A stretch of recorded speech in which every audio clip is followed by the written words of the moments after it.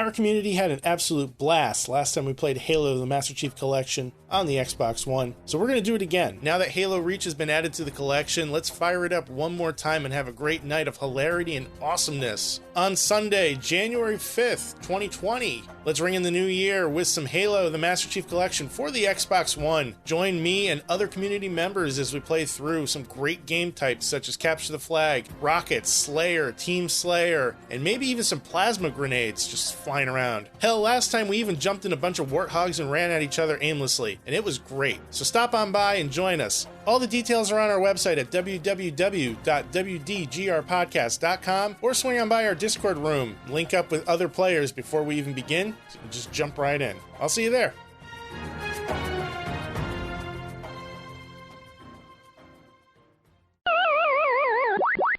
All right, I'm going to press record. Let's fucking do this. Let's do it.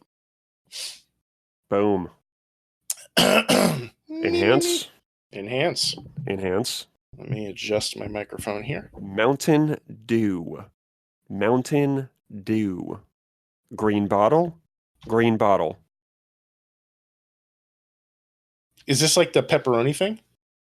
The pep coin? No, the pepperoni pronto. Oh, yes. Yes, it is. Can you do like a Mountain Dew pronto thing for me? Please bring pizza pronto with Mountain Dew. And don't forget the double XP. Double XP, baby. That's the thing, dude. Like, shit. There goes the train, dude. You just derailed it. When I went to CVS, dude, I grabbed the wrong ones. The diet was so small in the bottle, and all I saw was the Call of Duty like Modern Warfare like on the label, and I was like, oh, cool, like double XP. Grabbed two of them, got home, and I literally looked at the bottle. I was like, oh, I can't wait to crack this thing. What? It's a diet? And I was just like, oh my fucking God. I got to text Drew. I got to go back. I can't do it, dude. I can't do aspartame. I'm not doing all that weird shit. Oh no, that's just the worst. I'd rather have like, high fructose corn syrup, because at least that's the devil I know. Yeah, exactly. yeah. I like that.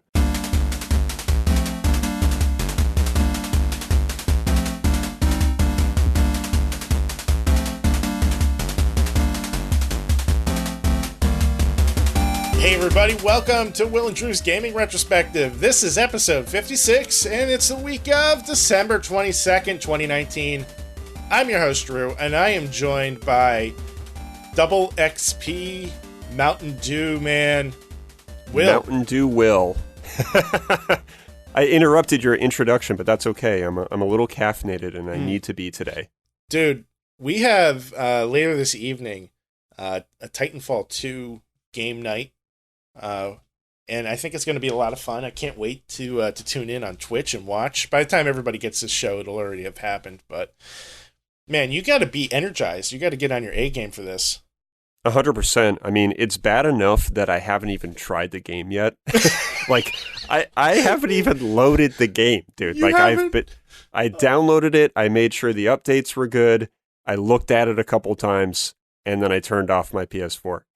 So I'm going to have to play, when we're done with this episode, I'm going to have to go and do some trials and hopefully not run into any tribulations. But, it's a fun I gotta game. Get ready. You're going to enjoy it. I mean, I've only kind of dipped my toes in the Xbox version, but it's fun. And I mean, I played the shit out of Titanfall 1.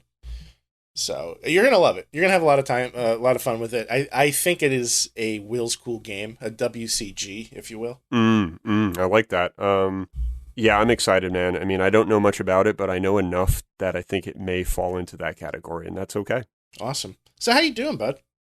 I'm well, man. I am well. I'm excited to do another episode with you. There's a couple things that we want to address from the Game Awards and some new information as well.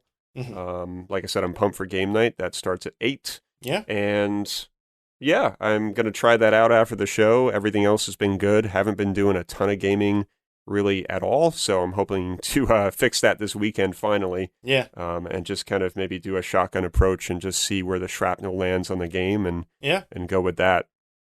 Very How about you, man? Dude, like less than 5 minutes before we started recording, I just had some like life-altering positive news come my way. So I'm still kind of floating on cloud nine right now. I'm not at liberty to get into any details on the show, unfortunately, but it is a awesome opportunity and one that I'm hoping and praying I could take advantage of. Yeah, that's really all. Good. That's really all I can say at the moment. But other than that, I'm doing pretty good, man. It's been a busy weekend. I've actually done a decent amount of gaming, all things considering, because I spent like 3 hours at the mechanic yesterday getting my brakes done, and I brought my Switch with me, and it was fucking perfect. Like, this is exactly why I wanted to Switch in the first place.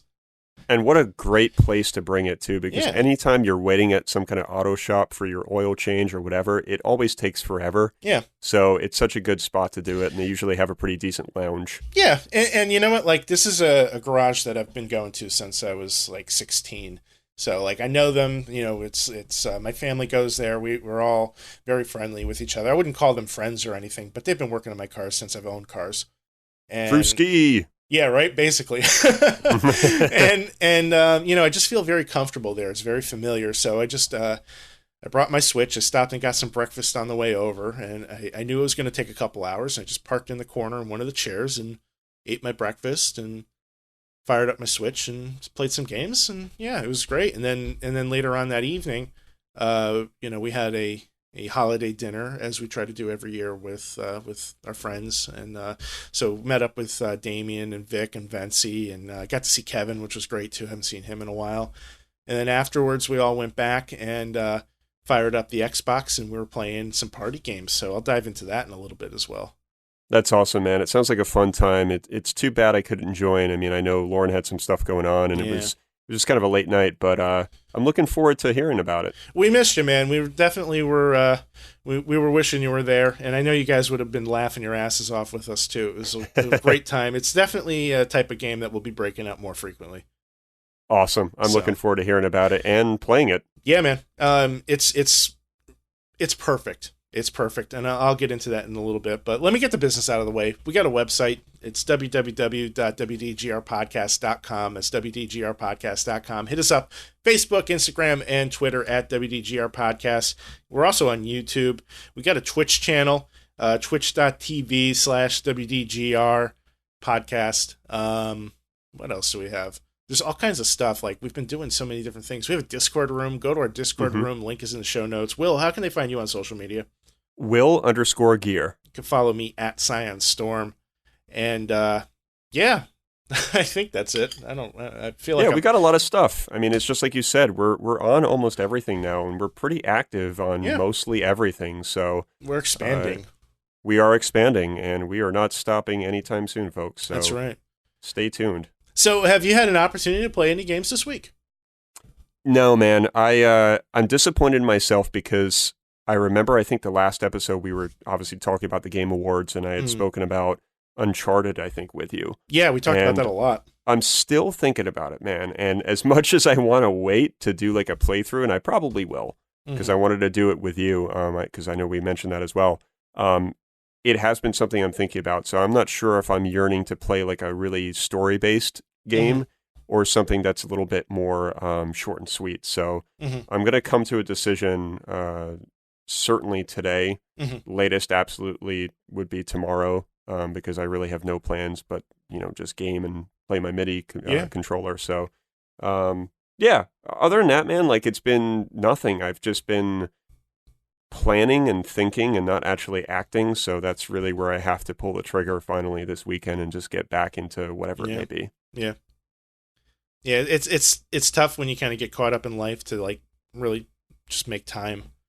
But, we're trying to catch up with shows and stuff too. And that's challenging. Oh yeah. And that's like a never ending thing too. Like, just as you finish catching up with one show, another show comes around. It's like you have to like make choices on whether or not you actually want to commit to a TV show nowadays. There's just so many, and the quality has really gone up over the past couple of years. It has. It really has. Yeah, man. I mean, for me, like I really wanted to circle back and put the nail in the coffin for Sayonara Wild Hearts, and I've kind of had a hectic work schedule this week. I've done a little bit of overtime. And I just haven't had like the energy to do it. And when I've been home, I've just been kind of like, I don't want to say like just being a lazy fuck, but I don't know how else to explain it. Like, I've just been sitting on the sofa, like with like YouTube just playing in the background, mostly with just music going. Just kind of existing. Just kind of existing and just kind of like getting myself prepared for the next day or my work schedule or later on in the evening, right? So it hasn't been bad. Like, I'm not like, I don't feel bad or anything, but it's just I don't know, it's just been weird. Well, was it you that shared the I want to do this, I want to do that, I want to do this, I want to do that, and then I'm doing jack shit? Yes. Yes. And I looked at that and I think my heart skipped a beat. I was like, oh my God, it's me. It is, and that is exactly, that has been me this week. And it's funny because it's me and it's not me, like it's me frequently, but then there are days where I get into moods and I'm doing everything. I'm playing my keyboard, I'm playing my didgeridoo, I'm playing games, I'm doing this, I'm doing that. Totally. I'm going out and I'm doing some pretty cool shit. Yeah, no, it happens. Like, you just, but you kind of go through phases, or at least I do, where like I'll just be super motivated to do all of this stuff and I'll get it all done. And then I think what happens to me frequently is I commit to so many things and they all kind of pile in at once. And like, I'll just like get overwhelmed. I'll get stressed out. I'll do all those things. I'll get them done. And then when I'm done, I'll just collapse, essentially. And while I'm kind of like recuperating from the stress of dealing with all these different projects that I committed to, one by one, new projects start to come in, or new things that I'll say yes to. And I don't know enough to say just no. Like, I can't just say no. Or like, I'll start working on something that I've been thinking about, but I haven't done yet. And then the cycle starts anew, where like I'll kind of procrastinate and not do a good job of managing my time with certain things, and I'll focus on other things, and all of a sudden the shit's about to hit the fan, and I'm like, oh fuck, oh fuck, oh fuck.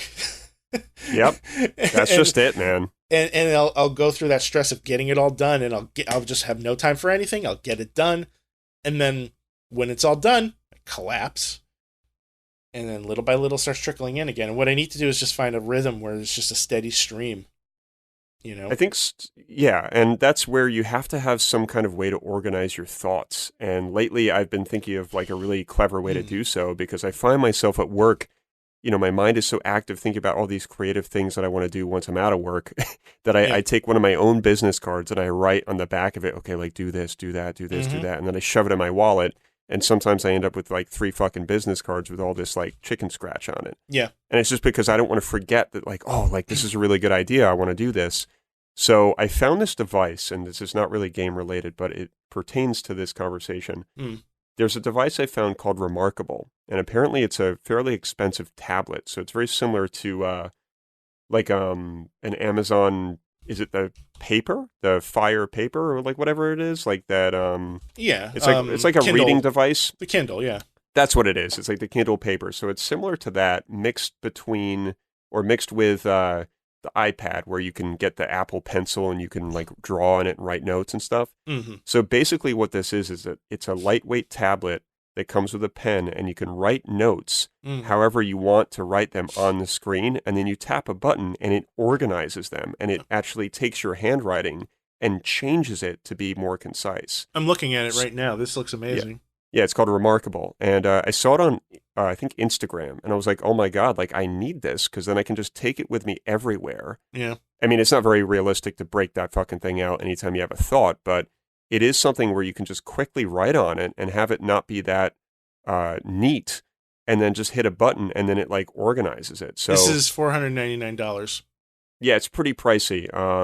But what a cool device, because there really isn't anything else to my knowledge out there that does what this does. Yes and no. Maybe not the same way, or maybe not with the same finesse, but Google has stuff where you can take a photograph of notes and it'll turn it into text and save it digitally.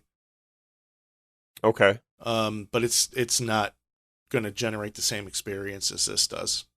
Yeah, I mean, that's where, like, I'm not the negative Nancy. I'll look at this and I'll be like, this is fucking cool. And then you get a bunch of other people who are like, oh, well, you could do that with this, and it does half the price. And it's like, I get that, but it's not what you this want.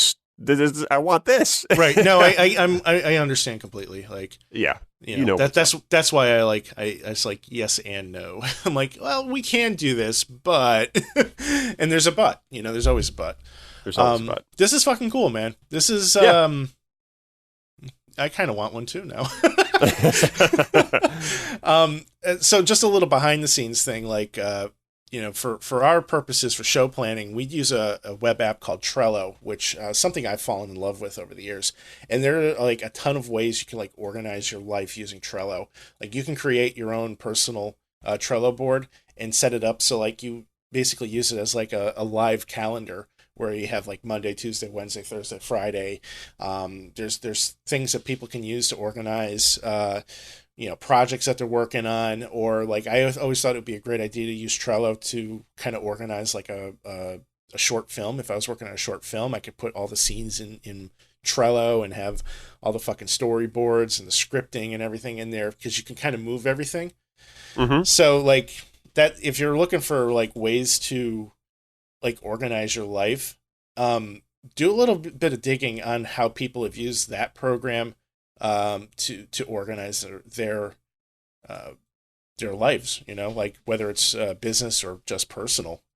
There's a ton of different options, and it's free. Yeah. Like you don't need to pay anything for it. It's obviously it's not a remarkable tablet, but you know, maybe it'll work for you. Yeah, and I like Trello. I was intimidated by it at first, and I was almost like, I don't want to use this. Like I was very, you know, rebellious about it, but now I'm just like, I really like it and I understand how it works, and there are a couple quirks, like you have to kind of play around with it to understand how all the features do operate. But once you do, it's a breeze to use, and I think it's a really good way to sort of columnize your thoughts and your plans and all of that kind of stuff. I believe their organization is something called Kanban. I think it's like a Kanban board, Kanban. Yeah. It's using essentially cards, columns, and continuous improvement, you know, to kind of help you kind of get through whatever work you're working on. This is not something that's new, but I guess Trello has just been one of the ones that have implemented it better. I don't know. Anyway, this week on your organizational life. Yeah, exactly. Oh, God. We're the experts, apparently. We are. Well, you know what, man? Like, I spend about as much time like researching the best ways to optimize time and get shit done as I do actually doing the things I'm researching. You know, dude, 100%, man. Like, that's all we spend our lives doing now. Like I'm working on a way to like, so I have like this bullshit Twitter account that I came up with. It's called Great Game Covers. You should check it out. It's fantastic.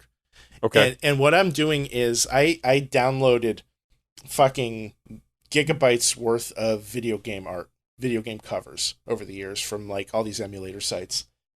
And I've been working on a way to take them and put them in a Dropbox folder and have them automatically upload as Trello cards. And then once I have them in Trello, I can use them to like post on social media automatically. And what I'm trying to do is basically create an account that's going to have like thousands of followers so that I can just occasionally drop in a link to WDGR and get all this traffic. That's awesome. So far, it hasn't gone as smoothly as I'd like, but it is working. Okay. I have a lot more work to do, but that's like just a little side project that I've been kind of fucking around with. That's awesome. Yeah, it's neat. Anyway, this is a weird podcast episode, isn't it? It is a weird podcast, like how to organize your life with Will and Drew. Oh, God.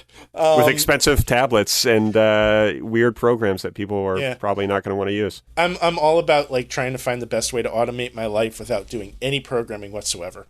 So... Hey, man, that's with the way that we live our lives now. I mean, how could you not want to spend time, trying to find ways to make it smoother and more optimal? Sure, absolutely. So let's dive into a couple of quick topics here. I know you said you really haven't had a ton of time to play things, but I between my time at the garage yesterday and gaming at night, I put a little bit of time into a couple things. So I guess I'll start with the Messenger.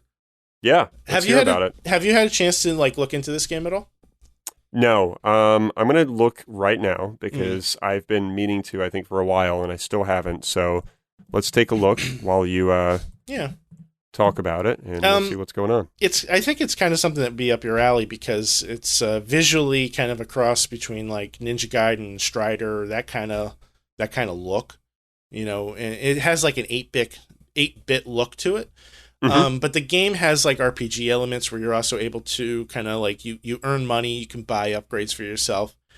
Stylistically, it's very much a hack and slash kind of platformer. So there's a lot of challenging platforming that you have to do, jumping from point A to point B, and then you're dealing with enemies and bosses that have patterns you have to learn so you can kind of beat them and stuff. But I think what really makes this game stand out for me is its sense of humor. You're interacting with a shopkeeper throughout the game, and the entire time you're interacting with the shopkeeper, it's very meta. Like the shopkeeper is aware that you're in a video game, whereas your player kind of isn't at first, and then the way they're kind of conversing with each other is just very humorous. um, it's a lot of fun. I have not reached the point where the game goes through some sort of an evolution at one point or another, and it changes how the game is played, and I don't know what that is yet. I've kind of been able to dodge that spoiler. I haven't reached it yet, but I am looking forward to seeing where this game goes. It's a lot of fun. I really enjoyed just kind of, playing on my Switch in handheld mode yesterday when I was at the garage, and then even this morning I woke up, I had some coffee, and I sat down, and I fired up the Messenger for a little while. It's a great game. I'm really digging It it. looks cool. I'm looking at some screenshots, and it definitely looks exactly how you described. Yeah. They even make Ninja Gaiden jokes in the game itself. I'm Through the not dialogue. surprised. Yeah. So the game is very meta, very aware of what it is and what it's doing. And I think it's worth checking out. It goes on sale every now and then. I don't know if it's available on PlayStation. I believe it is. But on Switch, it's playing great. Like, I haven't noticed any slowdown or any issues like that. Like, it's been very smooth experience. I do wish I had a regular D-pad. The split buttons is not great, but Yeah, I mean, you deal with what you have, right? yeah. There's not much you can do there. I mean, I No. don't know if they've really come out with anything else to change that D-pad, right? Just the Pro controller, which I hear is not great. The one for the Switch, right? Yeah. I'm just looking at it again right now. I mean, I haven't had a lot of experience with the D-pad on the Pro. Mm. I mean, it feels good right now as I'm just kind of messing with it. Mm-hmm. But I think that the overall build quality between this and the Wii U Pro controller is certainly better. So Mm-hmm. that's all I have to add on that. Fair enough. Yeah, I think people are comparing it to the Wii and the Wii U Pro controller, and I believe it's not as good as those. But I think there's also Interesting. been like some D-pad issues with that too. I'm not entirely sure. I haven't really researched it. So, and then yesterday evening after dinner, we all met up at Damien's place, and we fired up the Jackbox Party Pack, which is available. They have I want to say 6 versions of this. One of them is available for free on Xbox Games Pass. And the idea with the Party Pack games is you have all these games that you can play using your cell phone. They give you a website to go to on your phone, right in your browser, and then there's like a 4-digit code that you enter that corresponds with your party. And then the rest of the game is played entirely on the phone. So for 8 people, you don't need 8 controllers. You just use your phones.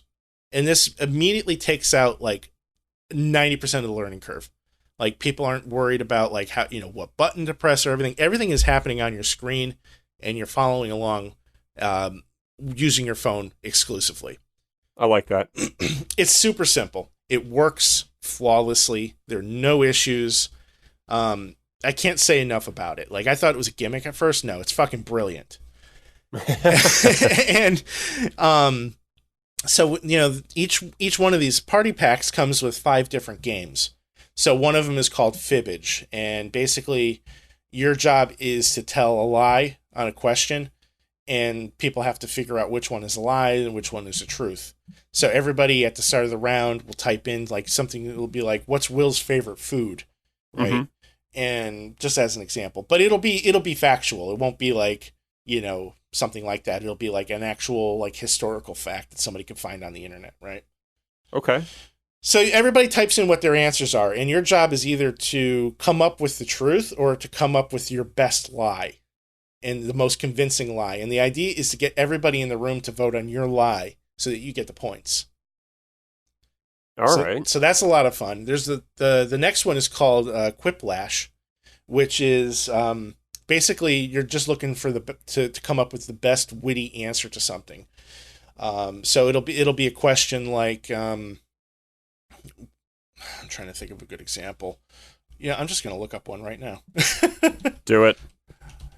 Let's see here. So for example, and that's what I'm just grabbing from the internet. The hit song from the Broadway musical show Fart, the musical, and you come up with an answer, and like the suggested answers in this image are "Crop Dust My Heart" or "Smells Like Love," and the room votes on which one they thought was the funniest. So like once you start getting into this like really deep, like people just cracking up, and we're just coming up with like the funniest shit, and we're doing stuff to like kind of like bust each other's balls in the process, which is even better. It's really great.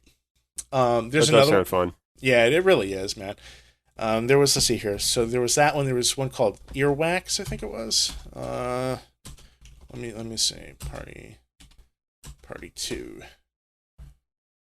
Let's see. So we had that one. We had Earwax. This one I'm not really crazy about, but the idea is you come up with a topic, or there's like a question. Like you have one judge and then everybody else participates. So the judge will throw out a question to the group, and you're responding with sound effects.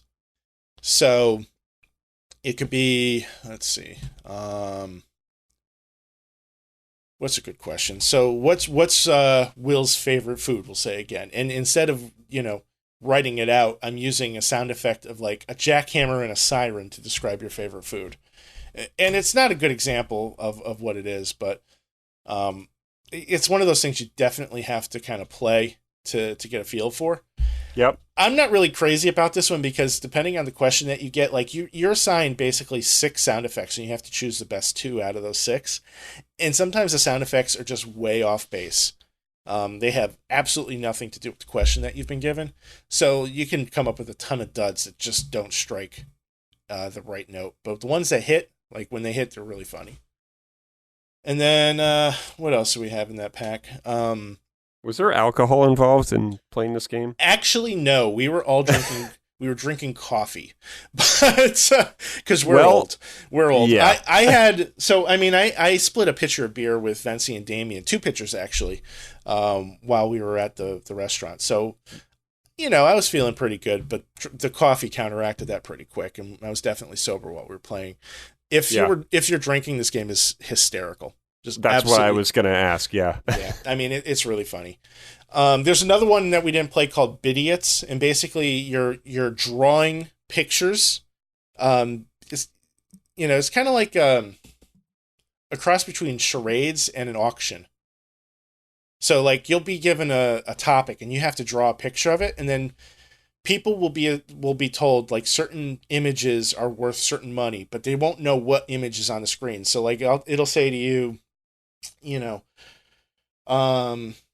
topic is singing in the rain, right? So you draw your interpretation of singing in the rain. Now on my screen, it might say singing in the rain is worth $1,000.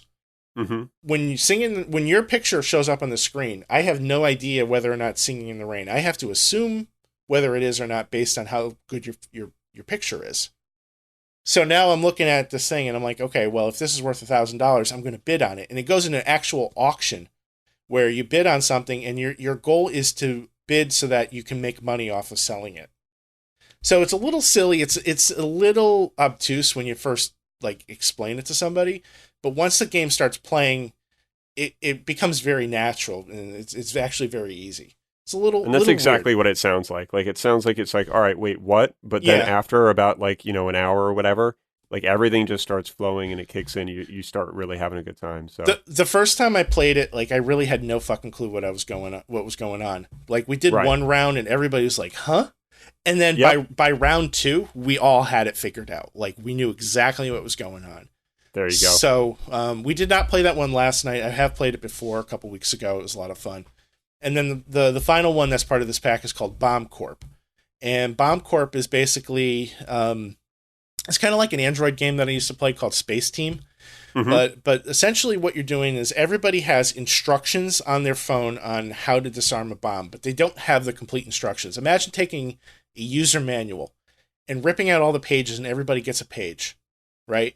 So now you're coordinating with each other, what the thing is. So like maybe it'll be like, all right, you have page 1, I have page 2, Lauren has page 3. All right. Yours says if the yellow wire is the third wire, don't cut the second wire. If mine says cut the second wire, now I have like your instruction like outdoes my instruction, right? And then Lauren's might says if there's any yellow wires, cut them all. So now you have like this conflict of like different instructions telling you which wires to cut. I love it. And it gets very hectic and very confusing, and there's a lot of communication required to get through it. But all of these games have this sharp wit coming from the narration team. And that's really what makes them stand out, because like all this stuff on its own would be fun, but then you have these narrators, these hosts or whatever that are explaining these games to you, and they're just fucking just razor sharp wit. it's a lot of fun. So if anybody is looking for a good game to play on Christmas or New Year's, actually I think New Year's would probably be better, because Christmas everybody is family. New Year's you're getting together with your friends and you're getting drunk. Yep. Fire this up. And you won't regret it, I'm telling you, because everybody in the room is going to have a phone.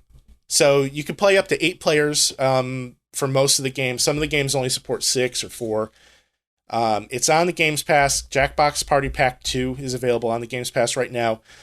As of this recording on the Switch, you can buy the first pack and the second pack for $10 each on the Nintendo Switch. So the pricing is pretty good. They're $25 normally. And each pack has different games. So you can buy all 6 of them and have like just this vast array of what is essentially are virtual board games. I love it, man. Like, I'm really quite interested in this. When the 4 of us get together, eventually, hopefully soon, Yeah. I know Lauren's gonna have a blast with this, and I know you will too. Like, it's just it is such a simple process to just get everybody going.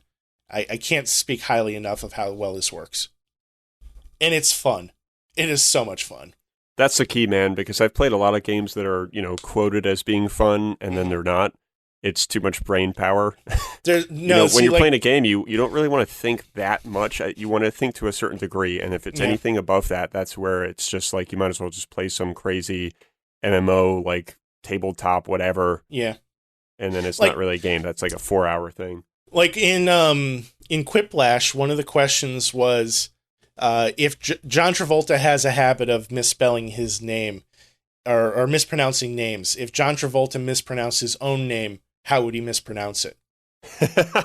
and my answer was Tron Javoltra. Oh, okay, that makes sense now. The Discord room. I was like, this has to be from last night. Dude. Yeah, it was. So that was my answer, and like everybody lost their shit. Like, I'm really proud of that one, But like there's just some really dirty ones too that I don't even want to get into on the air. Oh, I bet. Oh man. Anyway, that's all I got for this episode. Will, take it away. Well, yeah, we were going to kind of touch back on a couple things to do with the Game Awards, because I know that on the last episode we sort of rushed through it. I mean, it wasn't really, I shouldn't say rush, we just ran out of time. Yeah. And, there was a couple things that we wanted to revisit, and one of them, I think, was the Xbox One Series X. I mean, we were making fun of it, saying this thing looked like a fridge, a humidifier, you name it. This thing is a weird-looking console, but now that this has been kind of a topic of conversation for a little while, and endless memes for the past week or so.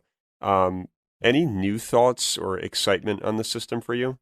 I mean, I really don't have anything new aside from like, I definitely want it. I'm Hmm.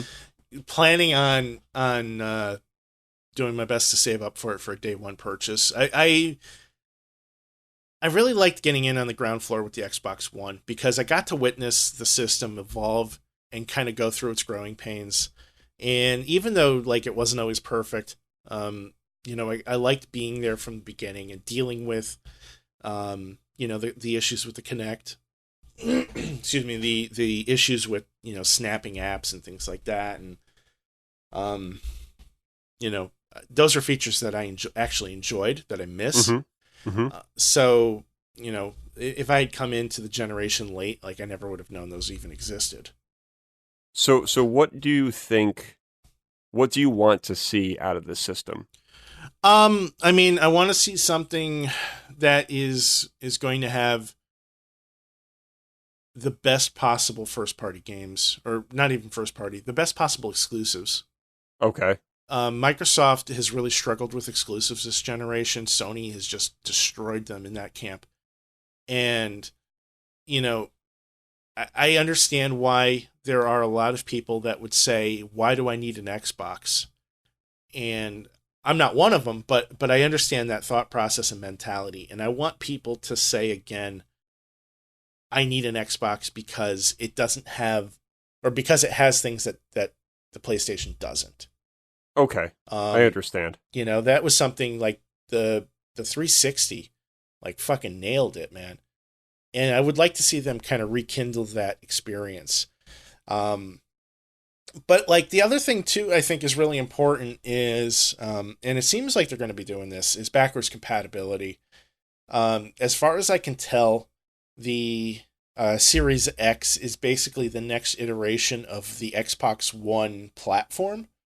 Hmm. And I believe that we're going to be able to play all of the Xbox One games on the X. Okay. It would be nice if they're optimized with the processing power of the Series X, but you know, um, like I just want to be able to play all these games that I've hoarded over the years without any issues. And Microsoft has dedicated themselves to making backwards compatibility a priority over the years, and I think they're going to continue to do that again with this generation as well. I do believe there's a demand for it. So ultimately, it sounds like what you want to see in this console is backwards compatibility, so you can Mm, kind of migrate your backlog into that, yeah, and day one exclusives or exclusives that are just groundbreaking that create a sense of like I need the Xbox One Series X, or like this is why I have it because this library is just phenomenal. yeah. So I you mean, want to see them pack like a real solid punch here. yeah, I want to see them come in swinging hard. Swinging for Okay. the fences. Like make the Xbox a desirable generation to be a part of. Yeah, Make I make agree. it make it like important. Make it necessary. Yeah, I think you're right. When I think about it in retrospect here, the Xbox One X kind of did have like a weird start and somewhat of a weird history. Like the Xbox 360 was obviously phenomenal. Probably is going to go down as one of the greatest systems ever, Mm, just because they did so much right. But with the Xbox One and even the One X, there wasn't a super amount of features that were, a must-have. right. I think it kind of was, more appealing to the Xbox people, Yeah. but it didn't really appeal to anyone else, I suppose. Well, like I think what happened was the Xbox One originally lost sight of what gamers wanted out of a system. They were very focused on trying to make the Xbox this all-in-one media center. And if you look at it, like the thing is designed to connect to your TV. It was originally designed to work with voice commands. You could have it, I could run my cable box through it and tell the Xbox to go to whatever channel I wanted, and it would do that without me having to touch a remote. It was a little bit ahead of its time as far as this home automation stuff that's all the rage nowadays with Alexa and the Google Homes. And unfortunately, it just never hit the right note in actually implementing the technology. So all the things that the Xbox One was trying to do outside of the gaming space have been done by other companies much better. since they started it. But they were kind of one of the trailblazers, in my opinion, of that sort of technology. And I think while they were so focused on that, they kind of lost sight of the games. They had some good games that came out for the system, but they really kind of dropped the ball when it came to those exclusives. Now, I don't know my timeline very well. I'm trying to remember when Phil Spencer came in as the head of the Xbox division. I don't know if he was already in charge when the Xbox originally launched, or if he came in later on. But I feel like he's got the right vision now to lead this team, with the Series X going forward. Because, it seems like he really is taking to heart this by gamers for gamers mantra. Mm-hmm. We'll see. Yeah, we'll see. I think that's kind of where we're at. And, I'm curious to see what's going to happen for sure, because there are features about the 360 that I wish they carried over. Like just the menu system alone on the 360 was just amazing. Yeah. And I was really kind of disappointed with how it was on the One. Yeah. And a lot of people tried defending it, but I was like, look, man, it's just not the same. But that was just me. It's not. But to their credit, they've changed the menu system on the Xbox One multiple times. It's constantly being tweaked. I don't know if it's been improved. I guess that's really up to opinion. Some people will say yes, some people will say no. I don't really have a strong opinion either way. But it is something that they are constantly evolving.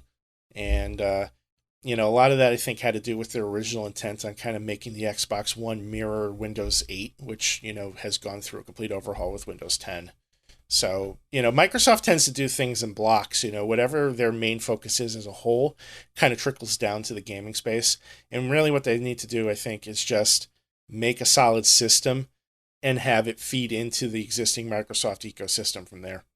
Yeah, I agree. So, but this, I'm not really sure it's for me, but that Hellblade 2 teaser that they showed, like that looked incredible. And if those graphics are accurate for what this system is going to be able to do and not just pre-rendered bullshit, which it probably is, I think that they're really onto something. But if I'm not mistaken, Hellblade was not an Xbox exclusive. That was multi-platform, right? That's correct. I believe it came out, oh man, I want to say it might have been PS4 first. In fact, I think it's PS4 only, now that I think about it. I'm not entirely sure on that. It's been something I've been wondering about, actually, even before we started. Yeah, please, because I'm curious now. It is multi-platform.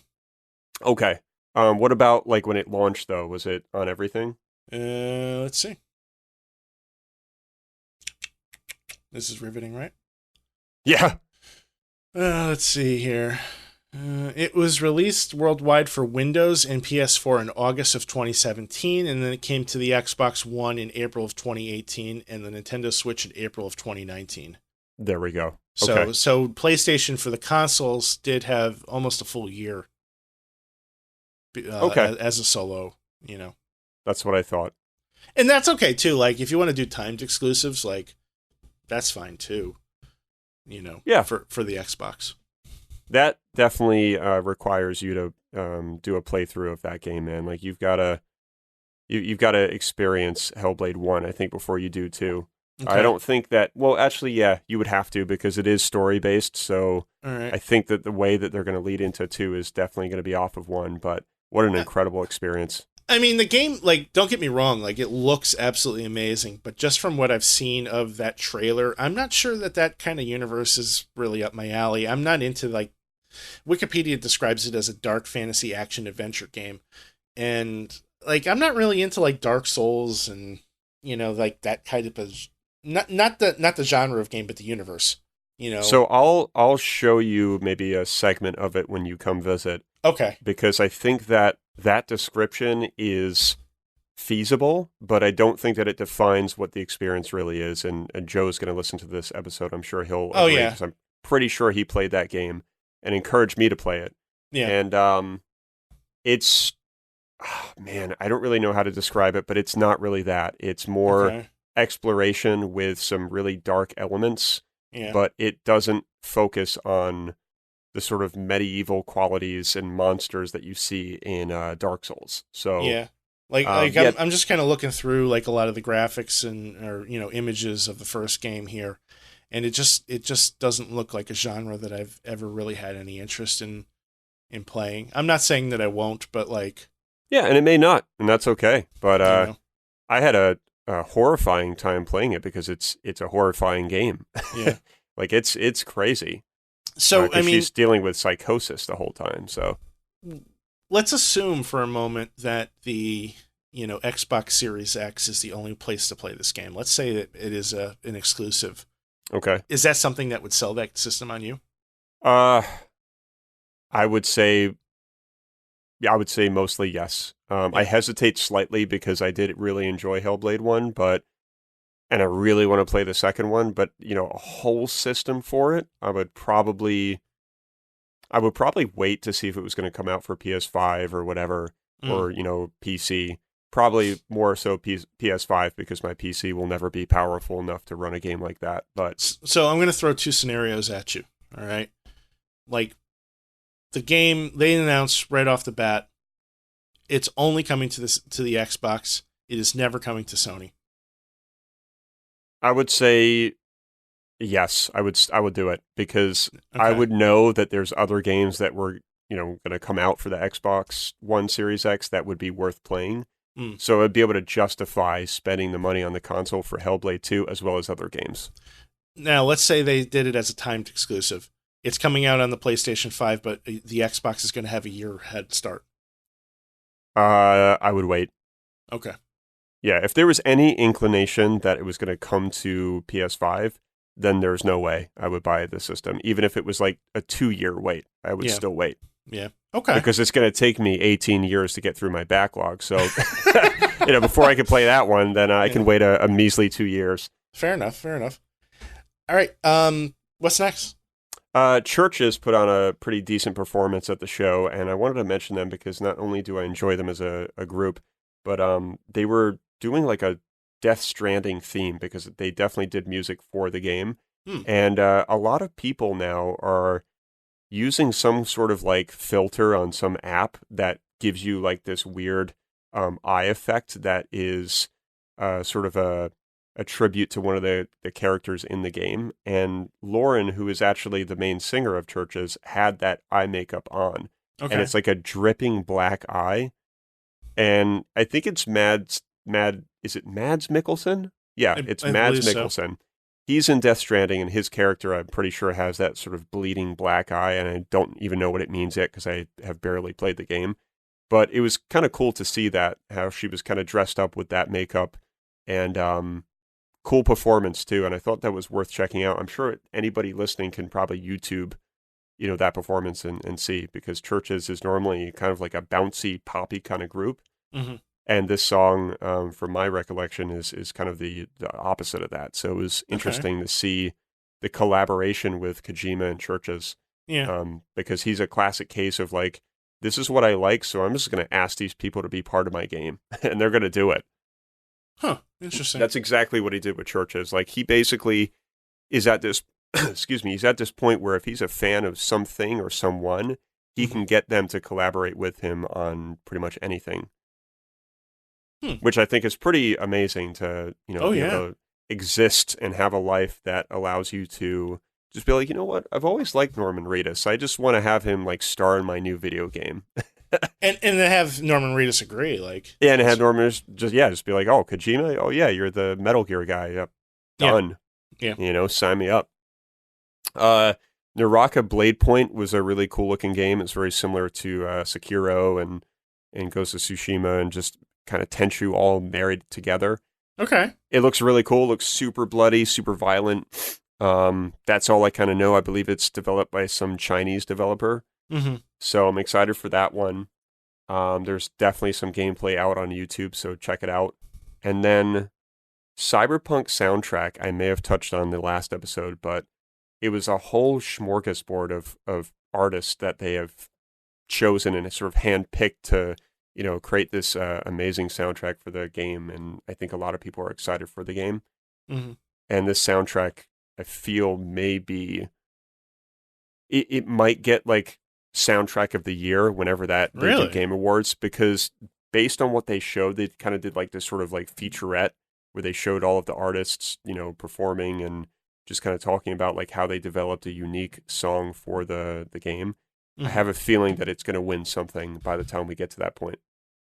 I hope so. I'm pretty excited about that game, and I think the music is going to be critical.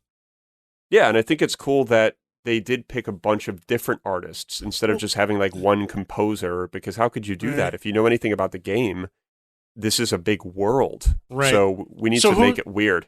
do you know any of the artists that they chose? I already forgot most of them because they're all like not very well known. Mm. They also handpicked artists from groups, so they would choose like maybe one, like a singer from one group. Like I know the main singer from a band called Refused is going to be collaborating with the soundtrack, but I think they just chose him and not the entire band. So Yeah. I don't know if they're just kind of pulling people for certain things, but I think watching the featurette is going to be the only way to really understand like where this is going. But Yeah, I thought that I'm gonna have to check it out. I think I just looked it up, and it's like Run the Jewels, Refuse, Grimes, ASAP Rocky, Gazelle Twin. yeah, it's kind of like weird shit. Yeah, I don't know if it's Ian or Ilan Rubin, Richard Devine, Nina Kravitz, Deadly Hunter, Rat Boy, and Tina Guo. I don't know any of them. I've heard ASAP Rocky, but that's it. I saw Tina Guo, or however you say her last name, live actually. Oh yeah. With the Hans Zimmer concert that I went to a couple of years ago. Okay. And she's a cello player, if I'm not mistaken. And she's phenomenal. But yeah, when I saw that, I was like, oh, cool. Like, we have Tina Zhou, and then we also have Refused and all these Grimes. So there was like maybe 3 people I was familiar with, and then everybody else just looked like they were kind of from the game. So okay. They did a really good job, I think, trying to find artists that maybe they can blend into the game somehow. Who knows? Interesting. So that segment of the award show was really cool. They did an announcement for a game called The Forest 2. Okay. The Forest has been out for some time, and I don't know much about it, but it looks as though you are stranded in a forest, and there's some pretty crazy evil shit going on in there. So I'm kind of pumped for that because I've always wanted to play the first one. Yeah. And it looks like one of those exploration games where you just kind of walk around and it's like a walking simulator, but there's a little bit more of like a building aspect. So I'm pretty sure you can build like, houses and forts and stuff to, I guess, protect yourself from whatever danger is lying in this so-called forest. Yeah. So that was pretty cool. And what else we got? Oh, yeah. I put game devs dressing up. The reason why I had put this in here is because I find that every single award show, whether it's E3 or the Game Awards, whenever you get a game developer to dress up, they always do such a weird job doing it. Yeah. they always like wear like their gamer clothes, but then they just throw on like a sport coat. Yeah. So it's like not like a polished look. It's just like, oh, I'm going to wear my Vans, my jeans, my gamer nerdy t-shirt, and then I'm going to throw on like a weird cotton blue sport coat. Yeah, I mean, like it's a style of itself. You just throw a sport coat on over anything, and bam, you're dressed up. It is, and honestly, like I make digs at it only because I came from the suit business. But what they're doing is actually completely acceptable. It just looks funny because you can kind of, you have this sense that they're sort of uncomfortable.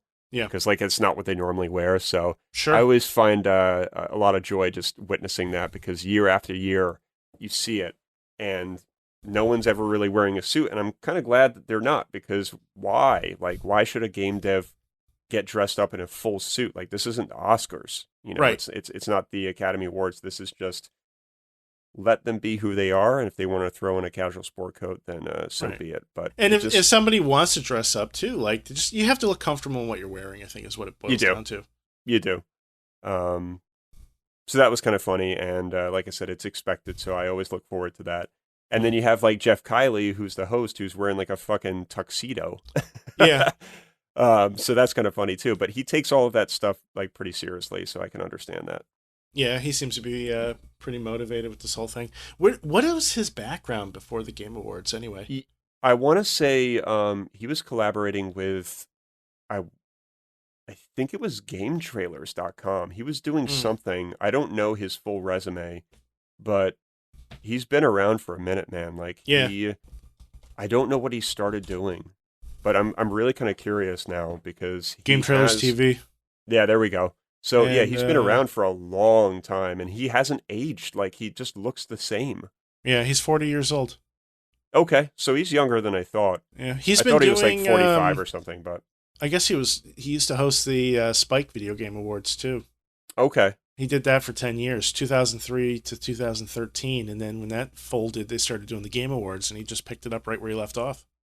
Yeah, he really does remind me, like I said on the last episode, of like a Ryan Seacrest of gaming, because Ryan Seacrest kind of does the same sort of stuff, and they both have very similar ways of sort of carrying themselves as a person.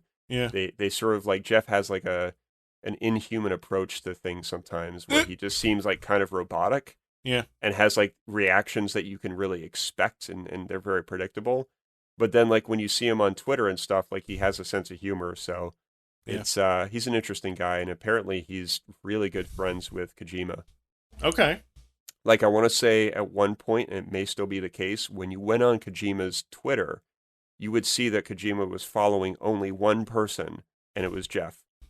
Oh, now I'm sure he's following two people. And it was for years. Jeff dude, and Norman. It was like that. Yeah, Jeff and Norman. Yeah. It's like Kojima's cool with everybody, but he only follows like two people on Twitter. So that's, I hate to break that's it to you. He's up to 165 followers now. Okay. Yeah, I can't remember what year it was, man, but I promise you there was a time where it was just Jeff, and I was like, wow, this is like weird. Like, why? Yeah. I think somebody else is running his Twitter, at least the English one. Well, he's got a couple. I think he has a Japanese one, and then he has a couple like parody versions. So I'm not sure which one it was, but yeah, I know that it may have changed. It probably has. I'm trying to find it now.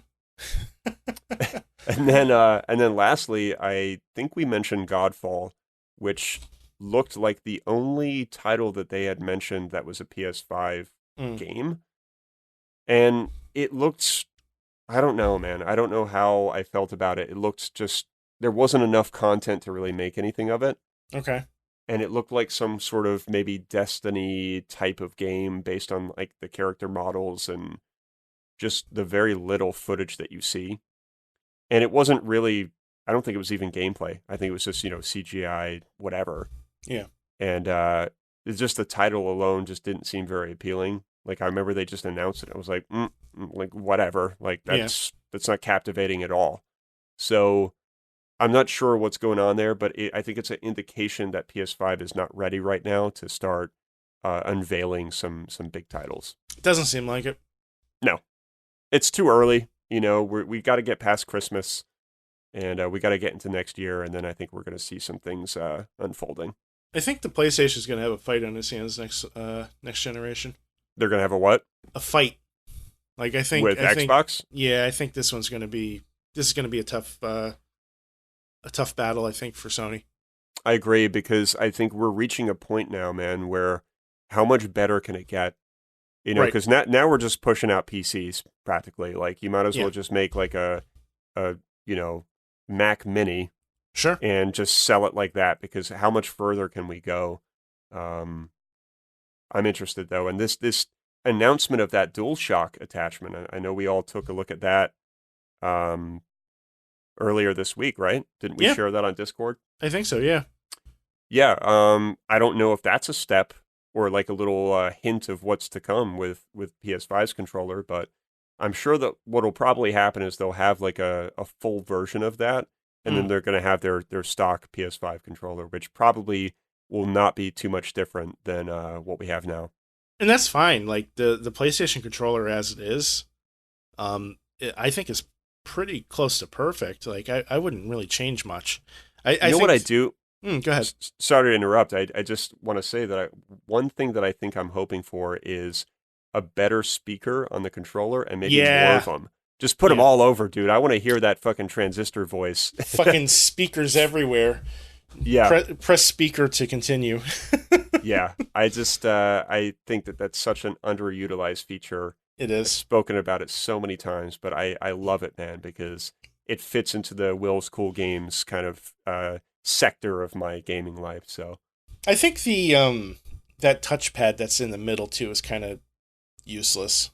Very useless. I mean, it's great sometimes, but I've used it in games where you have to hit like a corner to pull up a map. Yeah. And excuse me, sometimes it pulls up the wrong menu. Yeah. So they didn't do enough with the actual touching part, like actually dragging your finger across. Right. It was more about pressing it. And it's like, okay, well, I mean, that's not really what this was supposed to be. Yeah, But it's just another button, except it's fucking huge. yeah.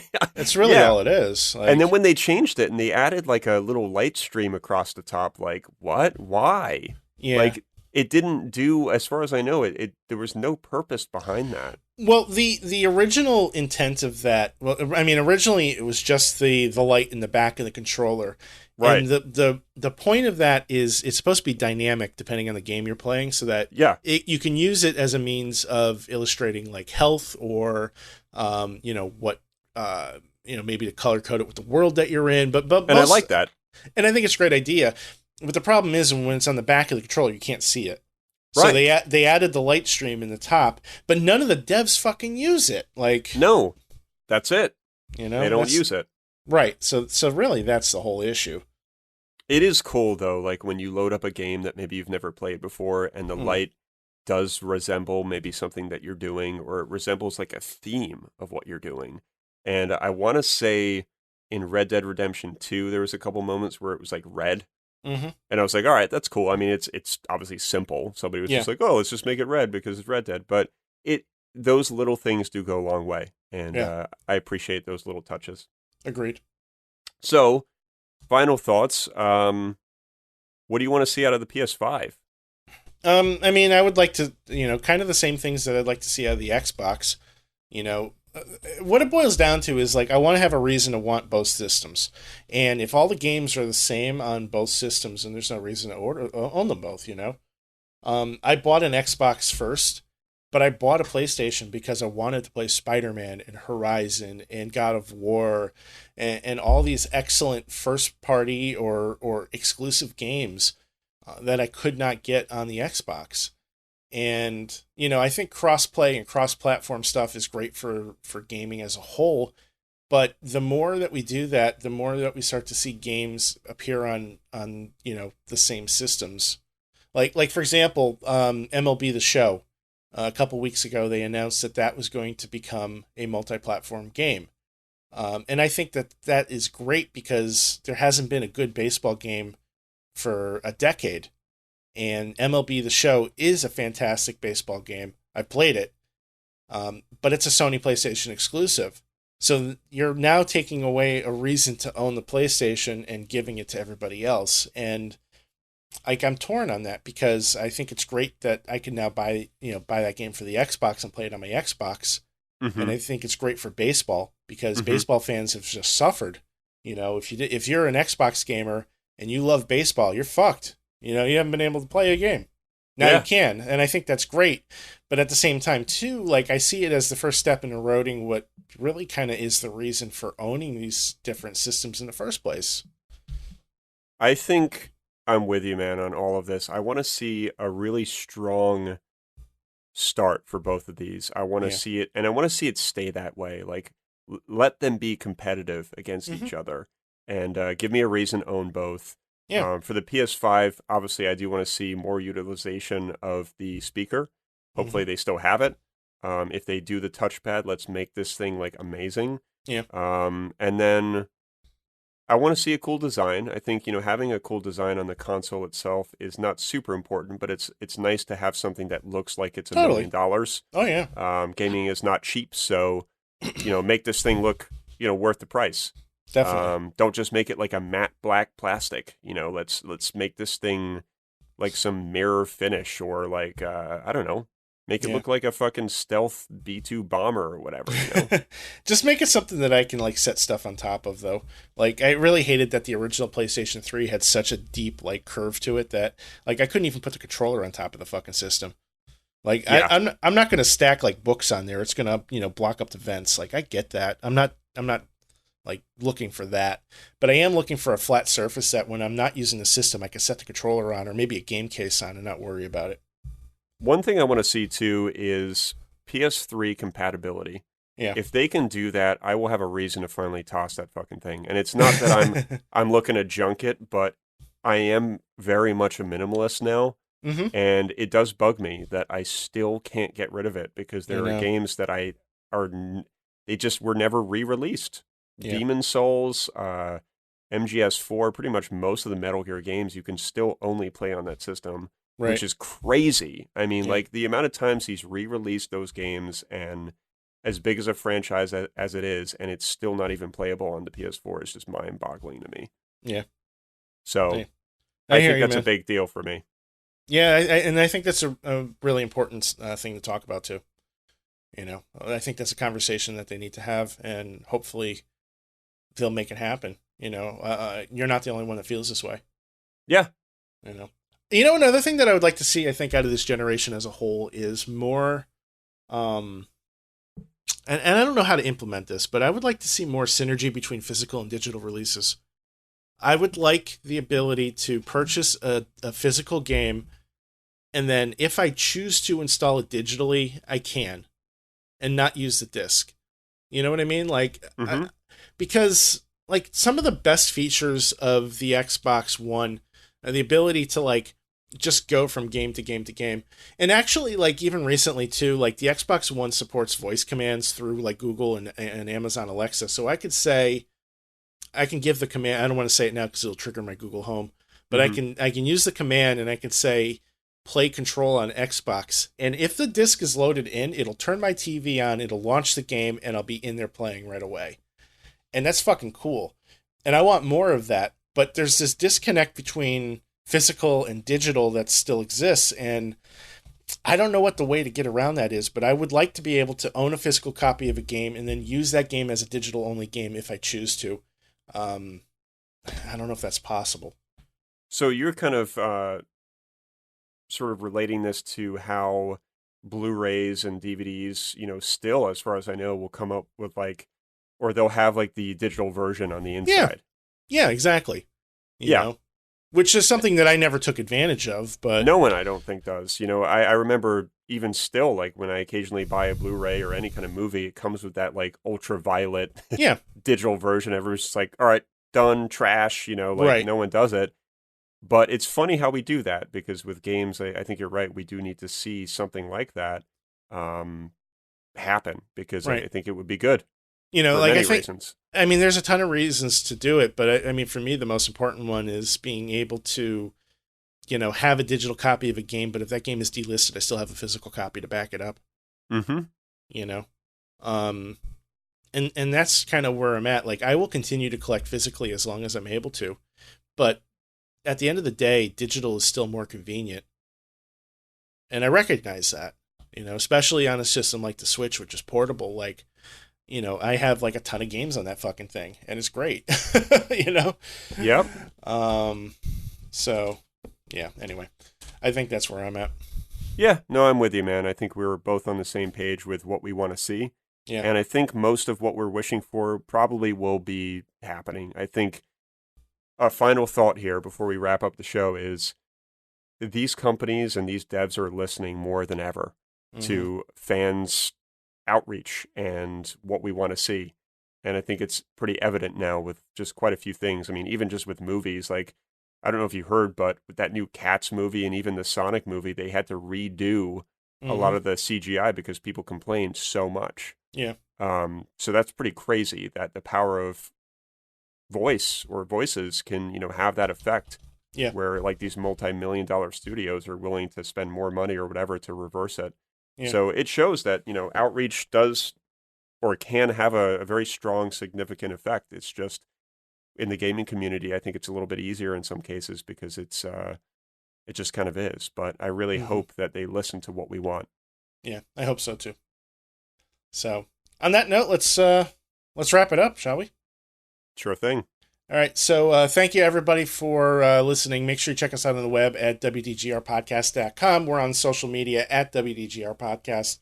Will, how can they find you? Will_gear. And you can find me at Science-Storm. And make sure you swing out by our Discord room. We have all kinds of crazy stuff going on. And we're going to have some more game nights coming up soon. We've already started planning the next one, so you should start hearing some info about that shortly. Unfortunately, will already have completely defeated everybody in Titanfall 2 by the time you hear this. I hope so, with the power of Mountain Dew. The power of Mountain Dew. Love it. That's going to be the episode title. Done. The power of Mountain Dew. Oh, man. I got nothing else, man. Anything else you want to add? Yeah, that's it. So. Well, actually, no, I do. Now that you mentioned that, please check out our social media, everything that we're on, our website, our Discord, Instagram, everything. We're on pretty much everything. Even our YouTube, there's a couple videos. I think there's 3 videos now that you can watch. I have another one that I'm going to put up shortly. And yeah, just check us out. That's really where we're adding a lot of growth. And we're in Discord a lot. So find us there, chat with us. Don't be afraid. And maybe we'll have you on the show. You never know. Very cool. So that'll do it for us this week, folks. See you next week. See ya.